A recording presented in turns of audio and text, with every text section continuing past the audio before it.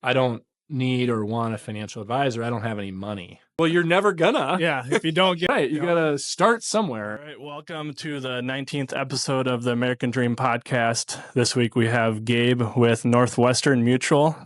So if you want to just jump in and kind of tell us a little bit about you, how you got to where you are, and kind of what you do as a financial advisor. Yeah, appreciate you guys having me on. I consider myself to be an advisor. Started 20 years ago as a college intern, and I jokingly get to say I've never had a real job because what I do is pretty fun. Had crappy jobs in college and high school, obviously. But, since I've been an adult, it's been quite a blessing to do what I do.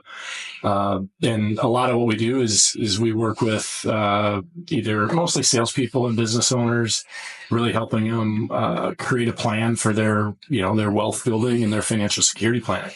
For sure. Are you starting with those people? I know, we've started recently working together. Yeah. I'm sure they come in at a lot of different points in their financial journey. Where do you see most people, if you were to say, most people come to me with, maybe it's some started or maybe it's a complete disorganized, or where would you say most people come into that at? Yeah, that's a great question. I think no matter where people are at, they have a sense of a small amount of shame that they aren't further along. Yeah. And one of the questions I get all the time from people is, how am I on track? Am I okay? How am I doing compared to other people? Sure. Yeah. And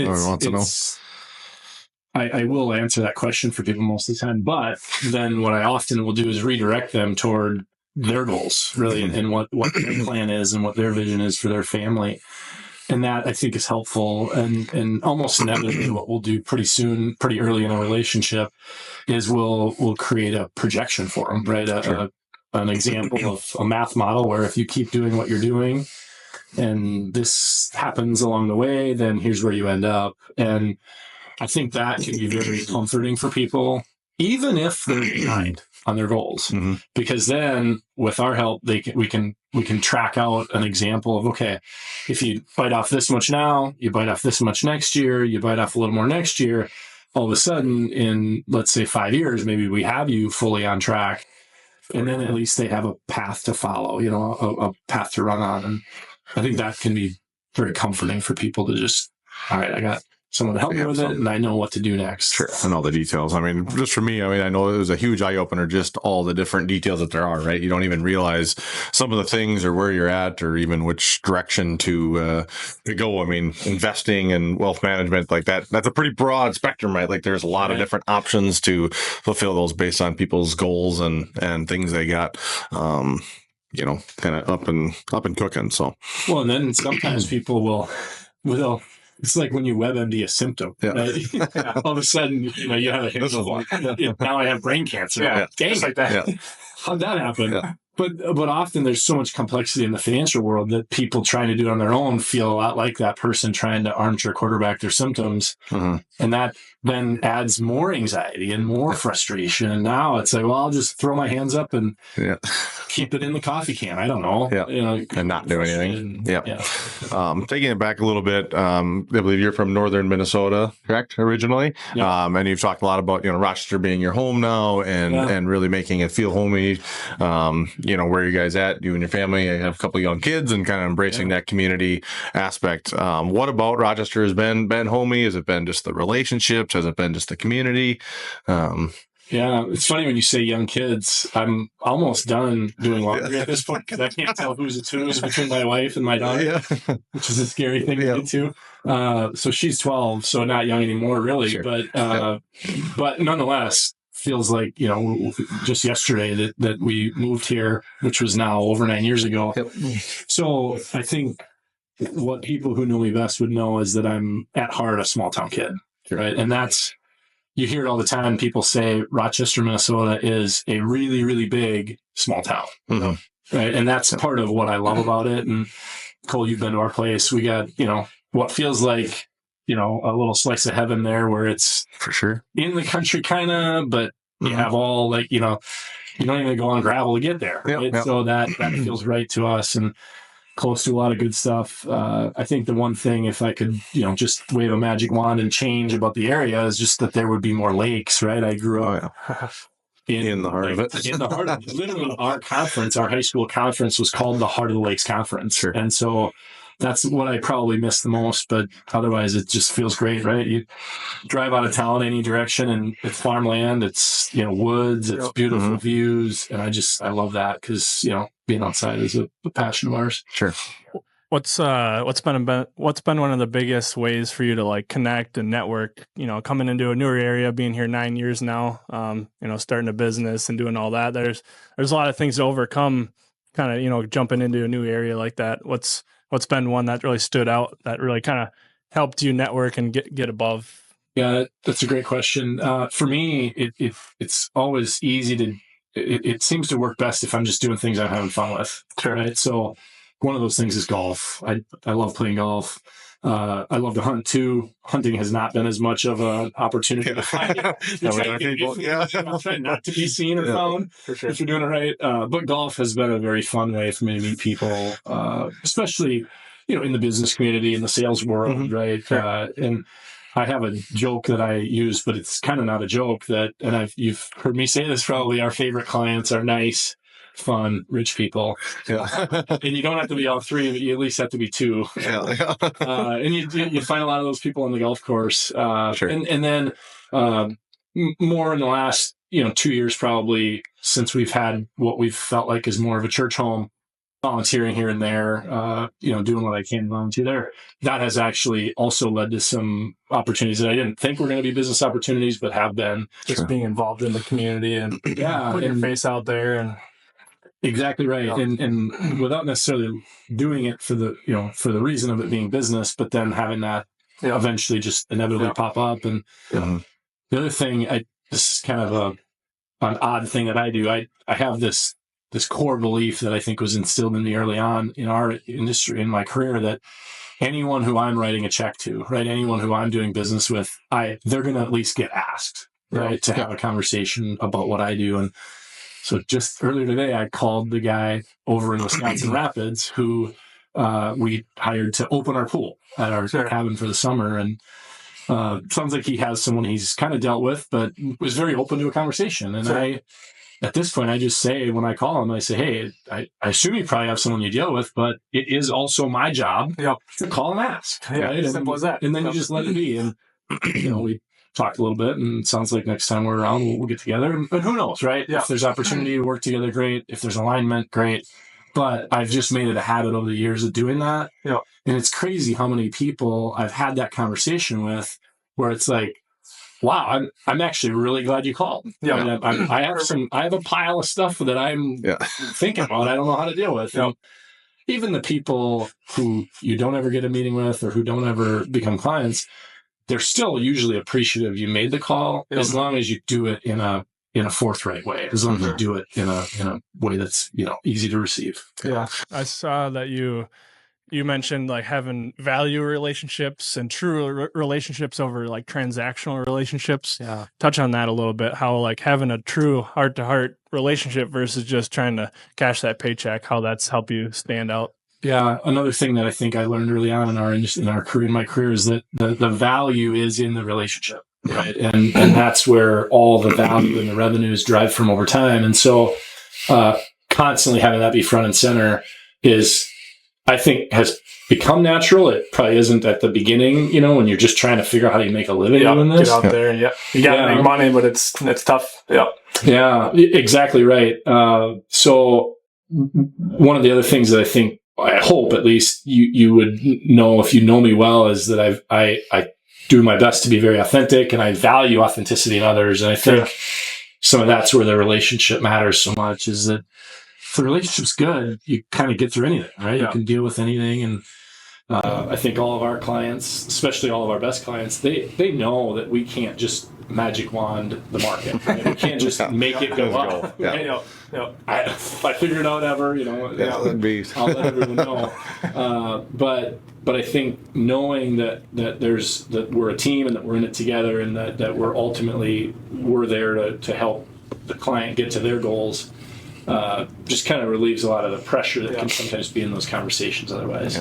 And like, to just drive that home, I mean, really, I feel like, since we've talked about this on other, episodes, and I think just the core, COVID screwed a lot of that stuff up, honestly. I mean, it really did. The whole person to person, have that relation, Customer service, customer experience, and this whole idea, across all markets. I mean, we're talking, with the financial advising, financial advisor side of things and wealth management, but with all the different, businesses that are out there, that experience and that relationship it's kind of gotten lost. And I think that's a huge part of just having that true relationship and being able to call someone, whether it's for, it may not even be related to, each other's, strengths or businesses that they have, but really just making that connection. And then is just a huge part of that. So I think that's just a huge piece.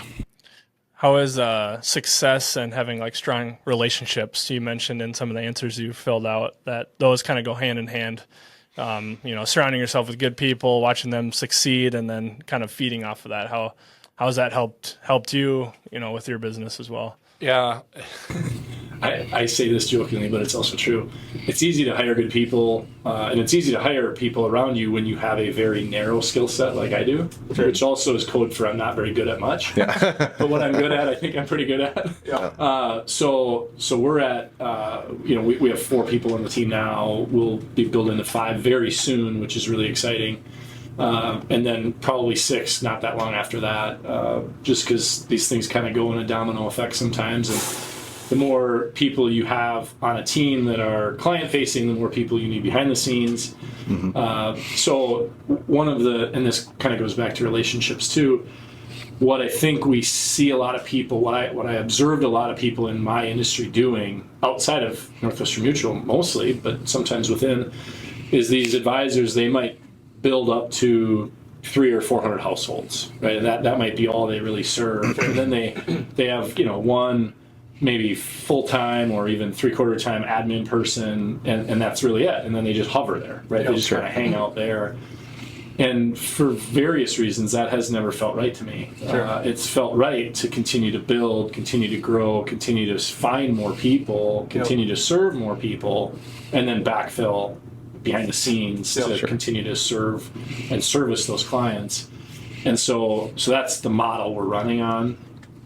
And one of the questions that I think you guys will want to talk about eventually is where I see the industry going. And honestly, where I see it going is there's probably going to be a convergence of teams, right? So there may be less teams, if you will, 10 years from now than there are today. But that also might mean that there are maybe more client-facing advisors. It might just be one firm owner and then multiple client-facing advisors. And so the ability to scale teams and the ability to build out a service model while you're scaling a team is, I think, a big part of the future, because there's a huge wealth transition that's occurring right now. There's an exodus of advisors, right? The average age of an advisor, the last time I heard the stat, was 58 years old. The average age at Northwestern Mutual, the last time I heard, was 38, which makes me an old guy. I'm over the hill at 40 and a half. So I think, though, that positions our organization, our enterprise as well, but it also positions our team, who I'm, the team I'm leading well, because it's not that difficult to articulate for a prospect the age gap between them and their advisor. And that's an inevitable transition. Right? Like if you're 42 and your advisor's 58, that's always the number, but are you going to do this transition on your terms or on their terms? And that's lent us to bringing on a lot of new clients. Which then has forced me to make sure I have people part of my succession plan who are younger than me. Not that I look that old or feel that old yet, but eventually you have to build that bench, or people might leave me for the same reason that I'm pulling in new clients.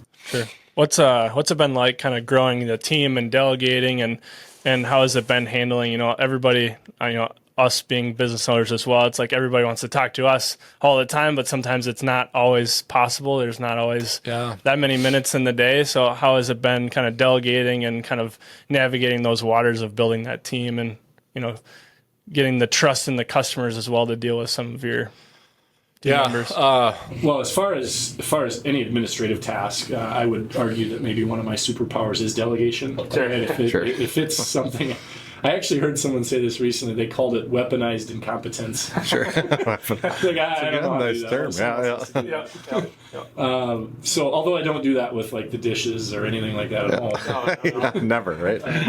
I don't actually. Yeah. But there are people, maybe I do it with certain other things. Passwords, that would be my wife's comment. But from an administrative standpoint, it's very easy for me to delegate, right? I have no sense of like, control freak on that part.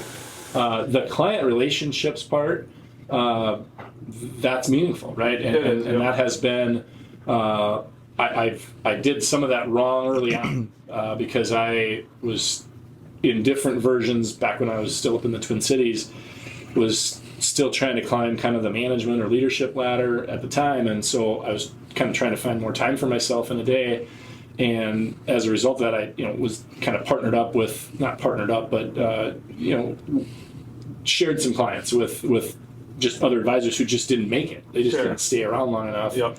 And then after you do that twice, and then it's 5 years later, the client comes back, he's like, where did this person and this person go? And like, do I deal with you still? And so that was some, I don't want to say hard lessons learned, but it was surely like frustrating at times where it's like, man, we started over twice on this. And so part of why that matters is that to really talk about like longevity of a team, and staying power of a team. And so we've had very little turnover. I've had one person, Jenny, we basically early on met and said, hey, let's run to the tape together. We're about the same age. And she's been right there with me for now 18 years, That's awesome. Which is crazy. That is crazy. And there's no one who I would trust more to manage and to protect my time and my money. Yeah. And she does a very good job of both of those. And so once you have that position figured out, everything else gets a little bit easier. Not that it's easy. Yeah. But you do have to think about who's going to jive well with you as a client and who as an advisor if you're kind of matching those things up over time. And that's part of where I think there's value in maybe diversity of thought or diversity of personality being meaningful, is because we have, if someone just doesn't like my style, there's soon to be two other people on the team who they can work with, and they can kind of caretake that relationship over time. So that's been helpful. You had mentioned a few people that, along this journey, there's always, mentors or people that you look up to.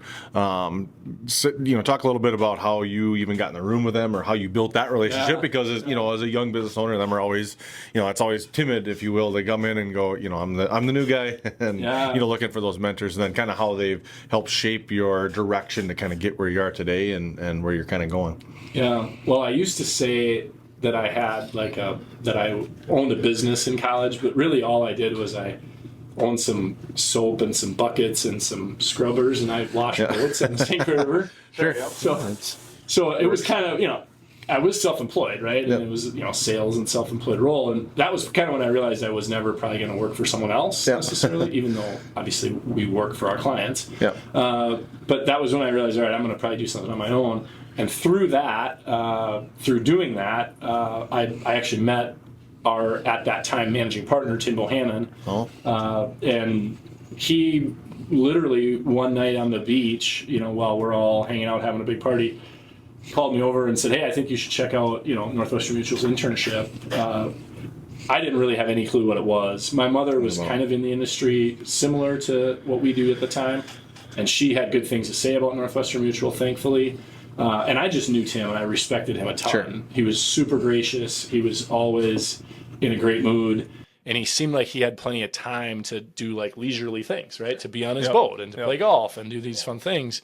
And so I'm like, hey, I don't know where this goes, but I think I got to follow that guy. I think he might be a guy I want to hitch my wagon to. So, and fast forward now, he's retired now for a few years, and we still keep in touch here and there, but he's literally the closest person I've ever met in person to the most interesting man in the world. Sure. Like he's just That's awesome. A class act dude. So that was a big part of it, is just, where do I sign? I mean, if he's telling me I should do this, and this is what he did, I'm in. Monkey see, monkey do. Yeah, it was very much an easy to follow thing. Sure. How has leaning on like faith and family helped you through some of the tough times, like you kind of talked, early on and whatnot, and maybe even recent? I'm not sure. Yeah, I didn't necessarily put this in what I sent back, but one of the things that I think about as what felt like a failure at the time, and now it was very much a blessing, but when we moved to Rochester, the reason we moved here was for me to be what's called the managing director of the office in Rochester, and that actually didn't really go very well, right? It did for a while, and then it didn't.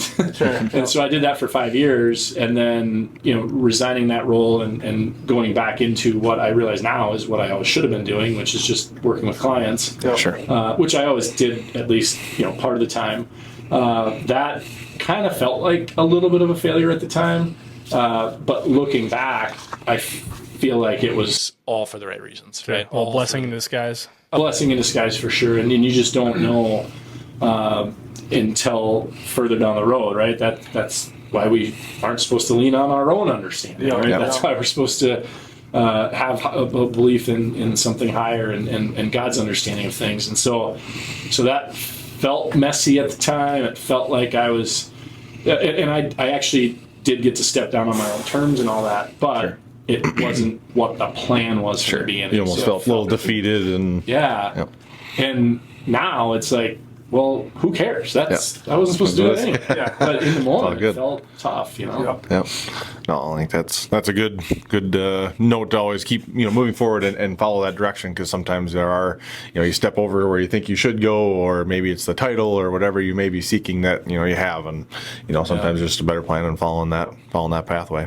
I've always lived by everything happens for a reason, no matter what. And, it's tough to think about it in the beginning with loss and change and all the things, but for whatever reason, things happen for a reason, and you just got to believe in the bigger picture for sure. Yeah, and I think about the idea, like, I haven't had a lot of really hard things happen in my life, right? Sure. Both my parents are still alive. Both my step-parents are still alive. My in-laws are all still alive. Like, my kids are still healthy. My wife and I are still very happily married.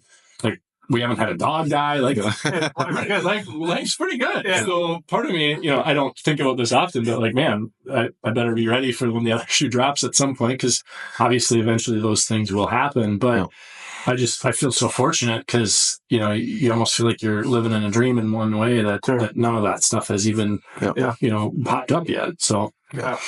And then just kind of moving forward on that, you had made a comment about a note that you have on your fridge about other than stuff. What will you leave behind, and kind of spitballing off of that. What's some of that stuff that you do want to leave behind, that that legacy, that bigger picture, kind of long term. Obviously, you're been very aggressive and building, and don't want to get to that complacent spot and want something larger. So. Well, I think my wife was the one who wrote it down and put it in the fridge. And I actually looked, and I don't know if it's still there anymore, but it's still there in my head. Yep. And ultimately what that does for me is it reminds me that your kids are never going to remember, like, what level of income you made, what level of production you were at, what internal award you got. Yeah. It's for that reason I don't have email on my phone, which baffles people. People are just blown away. You don't have email on your phone? That's my goal. Yeah, it's a great world to live in. I'll tell you that much. Yeah. But it reminds me that it's more about how you're remembered from those who love you and those who you have an impact on, than it is about stuff, than it is about things, and about monetary, material things. And again, I absolutely like nice things, right? We talked about the Sitka deal earlier. So, there's nothing wrong with all that, but in the right order and in the right way, and after your house is in order and all the other stuff that matters. No, I think that's a huge, important thing that can get overlooked, is just, especially, with business owners, you see that money and all those things, and it's so easy to go out and buy the brand new, everything's a shiny new toy, whatever you're into, whether it's toys, guns, hunting gear, vehicles, you name it. And I think a lot of people get lost in that middle ground. Just from my, experience, I think a lot of people get lost in there and don't put all the put your financials in place, set yourself up for the long haul, not the 2-year plan of, business is good now and 2 years it might switch, and how to kind of keep up with all that stuff. So no, that's a cool. For someone maybe looking to get into the financial advisor game, what's maybe something you wish you would have known in the beginning, after 19 years in, you said? 20, yeah. 20? Okay, Yeah, 20 years, yeah. Oh, man. I think if I would have known a little bit more, I might not have done it. So to my future competition, it's really hard. You should probably do something different. Honestly, I view the career I'm in as a huge blessing, right? The ability to do things on my terms, mostly at least, right? It matters. And obviously we have to run our business in a compliant manner. We, I don't have a boss. I have thousands of bosses, right? The clients of ours. And at least on most days, I think most of them like me, which is good. But that's, to me, a lot better than working for one or two bosses who may or may not like you that day. And who knows? So I don't know that there was, I think, like I said, if I would have known more about how difficult it is to get up and running, I probably wouldn't have done it. So I'm kind of glad I didn't know more. Yeah. Kind of a secret little hidden thing. This guy follow blind, just go. And I was just having dinner with a friend who's in our same industry, same firm, and we just he mentioned the idea that nobody ever talks about what year 3 and 4 are like. Yeah. But that's because you can't yet know what year 3 and 4 are like, because you could never get through year 1 and 2 if you knew how hard year 3 and 4 were. So you got to live it. Yeah, you got to be there for it. What you talked a little bit about the industry changing, and kind of basically maybe less firms, maybe more advisors, but kind of less firms potentially, right? We know nobody has a crystal ball, but what other things do you do to differentiate yourself, from competitors, from kind of the old school? I mean, everyone kind of has that old school. I mean, obviously the average age being at 58, there's probably new ways to do things, or a new perspective, or new opportunities to look at, for the customers. How do you kind of separate yourself? Yeah, I think that's a great question. You were there on the Mother's Day deal, right? That's one small example, a little stuff that we're trying to do. And I don't know that has a huge, I don't know how big that is in people's minds, but it's that mindset of how can we do something to serve our clients? How can we find a way to be of value to them? And so whether that's making a referral to a banker, whether that's helping them get connected with an insurance agent that does, property casualty work, relationships, and whatever it might be, just making sure that we're not always available. I don't want to say that, but when things aren't good, maybe that's when we're reaching out, right? That's when we're actually playing offense. That's when, we're trying to make sure clients understand. Let's talk a little bit about, how you do things a little bit differently in the industry. Obviously, we talked the, average age in the industry is 58, and with most businesses, things change, a little bit in the younger generations, and there's just newer ways and newer opportunities to kind of uphold. So just kind of talk a little bit about what you do at Northwestern to give that different experience. Yeah. Well, one of the things that I think is special is that we are pretty committed to playing offense when things aren't going well, when markets aren't doing well. And what a lot of the industry does is kind of hide out during that time and hope that no one calls them. And so we've had good fortune there. And then a lot of education on the front end with a client about the fact that, markets are going to go up and down, right? Yep. And when the market drops a big amount, that could actually, if you're in the accumulation phase of things, be a buying opportunity, right? Unless you don't buy things on sale. Yeah. Prefer to pay full price all the time. And then I think just, trying to find small ways to serve or to have service oriented, things that we do for clients, like, the thing that you got to come to, Mom's Morning In. We'll keep doing things like that. We just try to have fun too, right? Try to make the experience fun, because it can be a very heavy topic. It can be a very boring, dry topic, but only if you make it that way, right? And so we've done our best to make the whole process fun. Although we do take what we do seriously, it doesn't mean it has to be boring or not fun. So I think those would be a few things that you'd feel would be different, right? Make it more than just about the numbers. For sure. Yeah. And we'll have, what's fun is we'll have client conversations that are an hour long, and 52 minutes of that conversation is just discussion. It's catch up. It's like we're talking right now, talking about life, talking about what's new, what you're learning, how's your family, how's business, how's your golf game, and then there is, oh, hey, by the way, we got to do this, this, and this on your plan. Check those boxes. Yeah. Okay. Sounds good. And so it's really about the relationship in that situation. Comes down to that. Yeah. People like buying with people they like and building that, and that's everything. Yep. And that's what I found kind of just very interesting. And I didn't know that you even did that side of it, but just kind of the networking and getting around people that are like-minded, right? Like just saying hi to people, saying, that to me is just what I have found as well as, being a new business owner and all the things is just building those relationships. Don't have to do business today, but let's just talk. What do you do? Whatever, and have those, because at the end of the day, you just never know when you might need that service, need something from that person. And that to me is there's no value you can, put on something like that. Being that thing. So I think that's a great way to continue to do that and build those relationships and that network all together.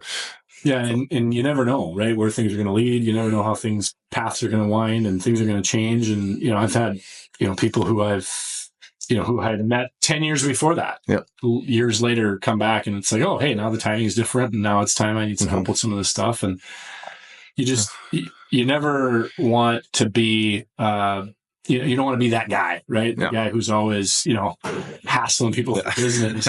You just want to be out in the community. You want to create a good reputation, and then you want to be well thought of when someone does have a need. That time is right. Yeah. What's maybe one of the biggest misconceptions with like financial advising, where people maybe think they don't need the help, but if they just had that first conversation, maybe then their eyes would be opened. Yeah, it's funny. I don't hear this as much anymore, but early on, especially, I heard people say often, I don't need or want a financial advisor. I don't have any money. And it's chicken or egg to me, right? It's like, well, you're never gonna. Yeah, if you don't get it, get the house in order, and right, you gotta start somewhere. And so I think that's a big one, and that maybe doesn't come up as much anymore.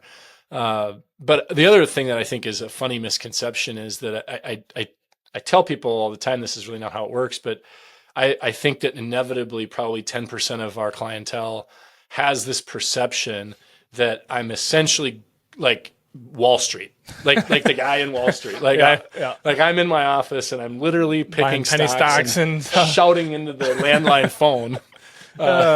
And then, have 3 martini lunches, and that's not at all how it works, right? That's not what it is. I don't even know if that person exists anymore, but they're funny in the movies. So, but I still think, like I said, maybe 5 to 10% of our clients still maybe thinks that's what we do.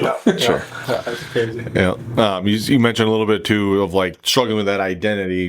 Is that kind of what you're referring to? Is more the identity, or is it something more recent, I guess, that they're kind of moving towards?